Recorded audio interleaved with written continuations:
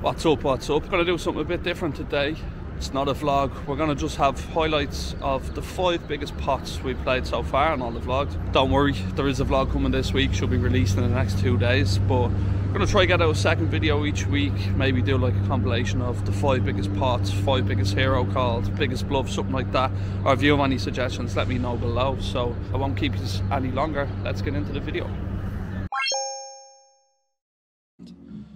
Folds round to the button, who makes it 35, and we look down at 6-7 of diamonds in the big blind.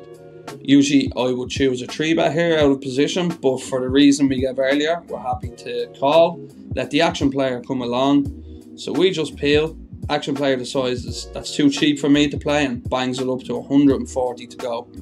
Button calls, and we're going to come along as well for the ride. Think this is a nice hand, especially multi-way. It's going to play pretty nice on certain flops. It's going to be easy to play, and if we hit our hand we can win some pretty big pots. So 140, we'll come along and see a flop.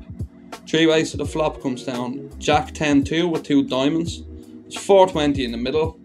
We flop a flush draw and the original raiser leads out for 180. Button calls, and we have a pretty easy call here. If we hit our flush, we'll probably hit a monster pot. If we don't, we have a pretty easy check fold. Feeling lucky, we toss the chips in and go off to a turn. We hit the gin turn, it comes to queen of diamonds. We now make our flush. He bets 450. We're loving life at this stage. He has a lot of strong hands here. Ace king now makes a straight. He has all the sets, 10s, jacks, queens that raise are all going to have sets. So when it gets back to us after button folds, I think we can do nothing else here but stick it in. We've only 883 total left in our stack. His bet is 420. Don't think he's ever bluffing. Don't think he's ever folding for such little more. There's so many good hands here. He has us beat the odd time with some ace king of diamonds, some ace x of diamonds, but that's very, very rare. We're very happy to get the money in, and he pretty much snap calls us. River comes to 7 of hearts, and we turn our flush over. He mucks, says you're good, and we win a pretty monster pot of 2.6k to get us back out from the dirt. We were running rough, we were losing money, but one pot, especially when it's 2-5-10, can turn everything around. We're back in the game, we're hungry, and we're looking for some more pots to win.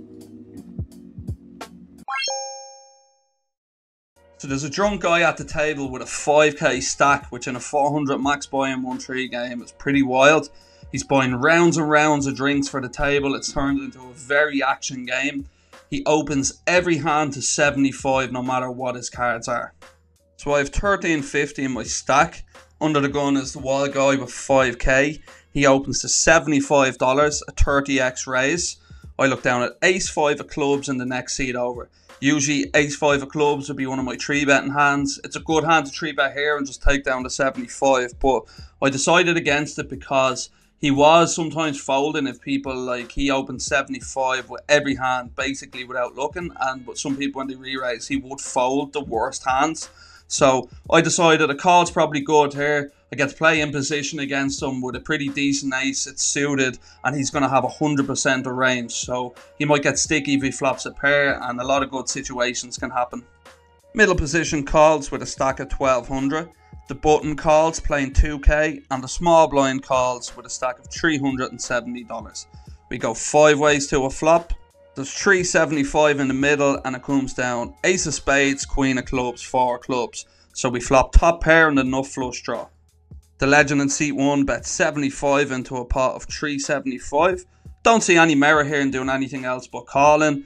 We are drawn to the nuts. We have a good top pair, but we don't have the best kickers, so we don't want to play for stacks just yet. We're happy to call. If more people call, we can hit our flush, maybe win an even bigger pot. If we flush over flush someone, people can make 2 pairs and stuff. So we're happy to just call. Middle position calls, button folds, and the small blind raises to $180. Really small check raise. He doesn't have that much more behind. The legend in under the gun folds. Don't see anything else but calling here again for the same reasons as before. So we call, and middle position calls, and we go 3 ways to a turn. And it comes down an unbelievable one. The 6 of clubs to give us the stone nuts. There's 915 in the middle. Me in middle position still have plenty of chips behind. This pot is getting massive and we have the nuts, the absolute dream spot in poker. Small blind rips in is remaining 115. Think there's nothing else to do here but just call. We have the nuts, but when we call we keep in middle position, or we can induce him to spaz out sometimes. So he's going to probably usually call, getting such a good price. He's getting 10 to 1 when I just call. After I just call, he decides to stick in the rest of his stack for 950 and we snap call with the nuts. Comes the 9 of diamonds, clean river. We turn over the nuts. He taps the table, said he had a smaller flush. Pretty unlucky for him. Still, I don't think he should jam. It's so many big blinds, but it's hard not to when you do make the flush. I show him the nuts and we scoop a 3k pot in a 1-3 game. Don't think I've ever shipped 1,000 big blind pot before, so this was pretty crazy. We look down at a pretty nice hand here. King, queen of spades and the cutoff. We're going to open it up to $20. The small blind calls and the big blind decides to 3-bet to $140. Pretty big size, but it's what you'd expect out of the big blind, especially with the caller. We're pretty deep. He starts the hand with about 1560. So pretty standard 300 big blinds deep to go bigger. We have just a pure call here with king, queen of spades. The small blind gets out of the way. The flop comes down 10 of hearts, 4 of spades, jack of spades. So we flop an open ender and the second nut flush draw. Probably the best flop we could ask for without making a made hand. He continues for $150 and I think we're just going to call here. He's going to have aces, kings, queens. He can also have some sets that he's going to continue on this board for the big sides. But we have a ton of equity here. We can make some pretty strong hands and play a pretty big pot when we hit them. So we're just going to call. The turn comes 2 of spades, giving us the second nut flush.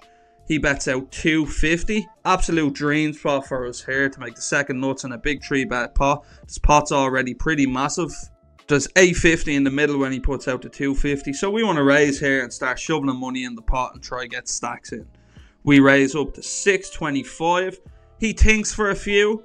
Eventually shoves in his remaining $1,260. So yeah, sometimes we might lose to a better flush. It's mainly just going to be the ace 10 of spades or some ace x of spades, but we block a lot of the best spades, so not very likely we're behind. He could just have an overpair. Say aces with a spade makes a lot of sense, kings with a spade sometimes, but I think he should call these hands more, but he could be more inclined just to rip them in. But we're pretty happy to stick in the call here.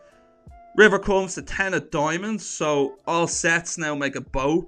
Usually this would be a scare card, but I wouldn't expect him to shove jacks or 10s on the turn when I raise. I think when the flush comes in, he'd be more inclined just to call with these hands. He might shove them sometimes, but I think we don't need to be as worried about the board pairing as much as we usually would.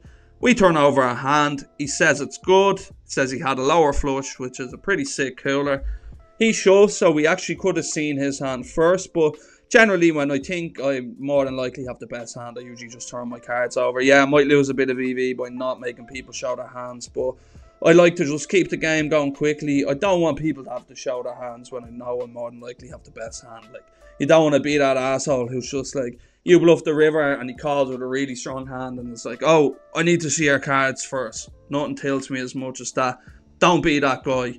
Just, if you have the winner, turn it over. You don't need to squeeze out every ounce of EV by seeing everyone's cards at all times. Nothing pisses me off more than that. If the other player is an asshole now, you can definitely make him show his cards, but that's just reserved for when people are being, you know, yourself. But feels pretty nice. The session's going really well. We just scooped a $3,120 pot, so that's always nice. The sun run is continuing. Long may it last. So this hand, under the gun opens to 50, which is 5x. It's a pretty big raise. The hijack calls, and I look down at the cowboys on the button. This could be a nice hand to get us back in the even books. We 3-bet it to 195, and both players call. The flop comes down 944 with 2 spades, 600 in the middle. Under the gun checks, the hijack checks, and we have a clear continue for value with our overpair here. I'd expect to have the best hand here a lot of the time. I'm not really worried about a 4. I don't think under the gun when he opens 5x and calls should have any 4s. Maybe the odd time he has 8-4 suited or 4-5 suited. But when he opens to 50, when in other pots he was opening to 35, I think we might be able to exclude them hands. The hijack is the most likely out of all three of us to have a 4. But we have a clear continue here when they both check to us. We bet 225, just over a third pot. Under the gun calls and the hijack folds. So now we're really liking the situation because given what I said about the open size before, if we read into that he might have a stronger hand than usual, given he 5x'd under the gun, I think it's a lot likely now that he can have a hand like 10s, jacks, queens, which we're going to continue to get value unless a scare card comes on the turn. He can also have some worse flush draws even though we have the king of spades. So pretty happy now with this situation heading to the turn. Turn now comes the 8 of clubs. It's 1100 in the middle, so we're going to be hoping to get our stack in by the river. I don't think I just want to overbet jam, because I think he might get away from a hand like pocket 10s if we just rip. So we decide to bet $400.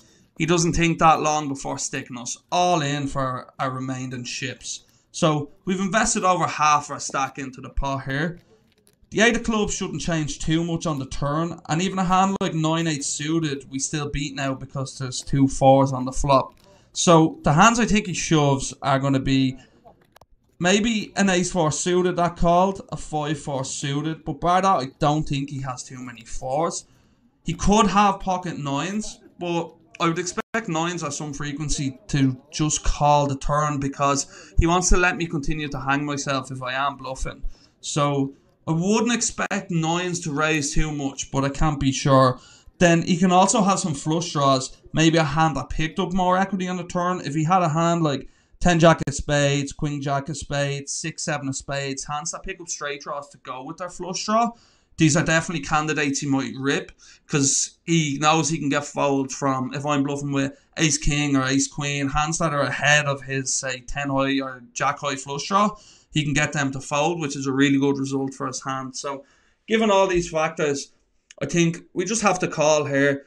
We can find so many hands that we're beating. There's not that much tick value that we're losing to. Yeah, sometimes we might be beat, but I think we just need to put the money in and see what happens. River comes an offsuit 3, and he turns over pocket 9s for a flop full house. So, pretty sick there to lose a massive pot. It's a pretty bad cooler when he just flops a full house against our overpair. Don't think we could have done much. Let me know if he would have folded the turn, but I think in such an action game, I didn't think he would check jam a house on the turn. I mean, it makes sense if he wants to stack the overpairs, but it's a pretty gross one. I don't think we can do anything but lose our stack there, but maybe you think different. If you have any other suggestions how you would have played the hand, let me know in the comments below. But unlucky there. I think we took our shot today and we missed, but the game was really good. I think we're always going to back ourselves in these situations. I'm happy to take shots. When they do go well, you can win a bunch of money. So that happens. That's poker. So this hand, we're about to play the biggest pot in the vlog so far. There's a limp of 10 in middle position, and we make it 50 to go on the button.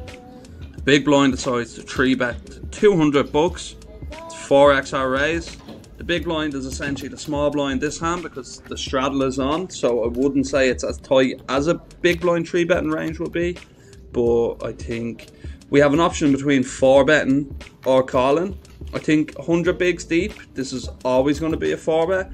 I think we're close to 200 bigs deep here. We start the hand with $1,900. So I think we can mix in some calls. I think the benefits to mixing in some calls is that if we 4-bet, he's going to know that's a pretty tight range and it allows him to fold a lot of the bluffs that he 4-bets with.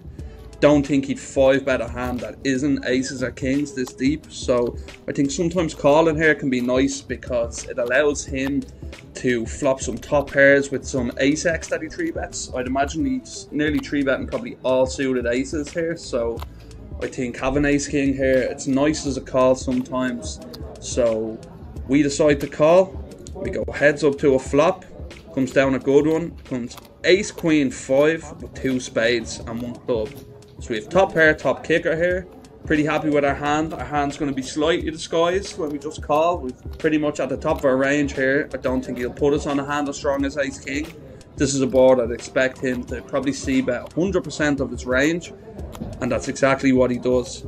He bets 160 into a pot of 420.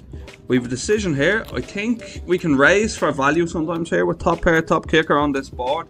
I think calling is also going to be fine, so we go with the latter option in the end. We decide just to call, and the turn comes to 5 of diamonds. Board now reads Ace Queen 5-5, so it means all aces that aren't Ace King and Ace Queen are now shopping, because if he had, say, Ace 5, the difference between Ace 5 and Ace 10 now is nothing. They both have a pair of aces, pair of 5s and a queen. So he barrels 375 into a pot of 740. I think we have the same decision here. I think calling is probably our best option again. We're at the top of our range here. Our hand is slightly disguised. He's going to probably be doing a lot of bluffing on this board. I ran it through a sim after. A good friend of mine, Johnny McCullough, tournament crusher from Ireland, so shout out Johnny. He was kind enough to run the sim for us after the hand, and we found that 200 bigs deep, Ace King mixed in a call and a 4-bet, so the call pre was fine. And on the turn, he should be doing a lot of overbetting here, as he has a big range advantage. So when you bet 375, I think we just have a pretty standard call here again. We're likely to have the best hand. You can still have a lot of bluffs. We're unlikely to be behind that often, so I don't think we do anything else but just call. River comes to Jack of clubs, does complete the straight. One of the hands I'd expect him to be bluffing with is King 10 suited.